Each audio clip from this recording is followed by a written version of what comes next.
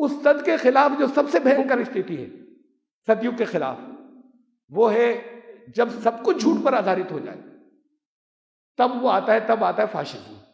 پھر وہ اراجکتا بھی، اس کو نام الگ الگ ہیں، وہ سسٹم آتا ہے جسے فاشزم کہتے ہیں. اس میں صرف جھوٹ سے پبلسٹی ہوتی ہے، اس میں صرف جھوٹ سے لوگوں کو کچھ چیزیں یقین دلائی جاتی ہیں. زیادہ دن نہیں چلتا، اس کی لائف تاریخ میں 20-30 سال ہے. اور یہاں پر اگر آیا تو ہمیں جو انڈیکیشنز ملتے ہیں قرآن و حدیث سے وہ یہ کہ اس کی عمر 40 سال ہے.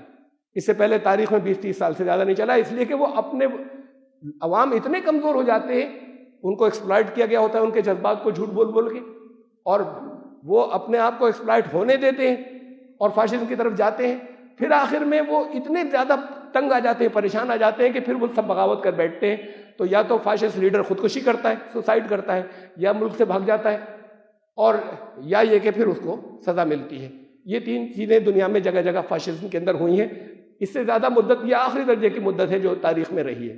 تو وہ ہوتا ہے ستیگ کی ایکسٹریم اپوزٹ، کہ جہاں سب کچھ جھوٹ پر آدھارت ہے، کہیں پر کوئی انصاف نہیں ہو، اور جھوٹ کی ہی پبلسٹی ہو، اور جھوٹ کو ایک انڈسٹری بنا دیا جائے اور صنعت بنا دیا جائے، اور پھر ہر انسان جو ہے وہ اس جھوٹ کو ماننے لگ جائے، اور اس کی وجہ سے پھر وہ نظام قائم ہو جائے جسے فیشزم کہتے ہیں. یہ ستیگ کا بالکل الٹا ہے.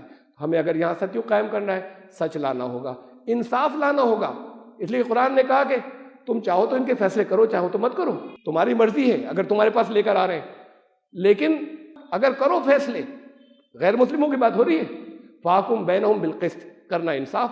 یہ نہیں ہو کہ غیر مسلم ہے، یا آپ کے یہاں تو جگہ جگہ قانون ایسے بنا دیے، اس میں مذہبی قانون، غیر مسلم ہے تو کوئی اور سزا، مسلمان ہے تو کوئی اور سزا، غیر مسلم ہے تو اس سے تو سود بھی کھا لو، وہ سود نہیں ہوگا.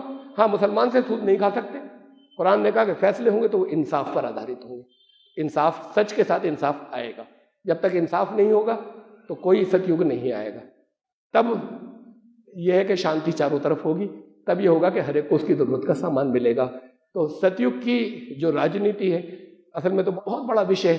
میں تاریخ کے بہت حصوں کو لا کر، اپنے قرآن کی بہت سی آیات کو لا کر مثالیں آپ کو دیتا، لیکن ایک خالی ایک پروفائل، ایک خاکہ جو ہے وہ میں نے آپ کے سامنے رکھا کہ ستیگ کی راجنیتی اور کلیگ کی راجنیتی میں کیا فرق ہے. اور بہرحال میں اپیل کرتا ہوں ان لوگوں سے جو رولنگ کلاس کے ہیں کہ بھارت کو وشو گرو بننا ہے، ہم مانتے ہیں، پورے طریقے سے یقین رکھتے ہیں، تو اس پالیسی پہ چلیں جس سے ستیگ آ سکے، تاکہ سچائی چلے، جھوٹ کو ختم کیا جائے. اور پھر یہ کام آپ کا بھی ہے کہ اپنی زندگیوں میں سے جھوٹ نکالیے، ناحق کو نکالیے، ایک دوسرے پہ زیادتیاں کرنا چھوڑیے. ایک ماڈل تو بنیے نا، چھوٹے لیول کے اوپر ایک ماڈل بنیے.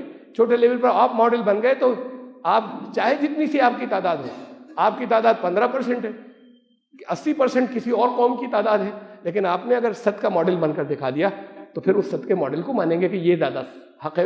ورنہ آپ کے پاس کوئی ماڈل نہیں ہے، کسی بھی طرح کوئی ماڈل نہیں، تھیوری ہے خالی. تھیوری اپنے آپ میں کوئی چیز نہیں ہوتی جب تک اس کا ماڈل بنا کے نہیں دکھا دیا جائے. تاریخ میں تھا ایک ماڈل، وہ کہتے ہیں کہ ماڈل تھا لیکن چلا نہیں نا، بکھر گیا. اسٹیبل ماڈل آپ بنا کر دکھائیں، اپنی زندگیوں میں سچ لائیں، اور بہرحال اپنے عمل سے پھر ان کو اپیل کریں کہ بھئی ہم ساری دنیا کی رہنمائی کریں گے، بھارت کو وشو گرو بنانا ہے، لیکن سچ پر آؤ، جھوٹ کو ختم کرو اور انصاف کی حکومت قائم کرو. بارک اللہ لنا وکم فی القرآن العظیم انہ تعالی جواد کریم ملک.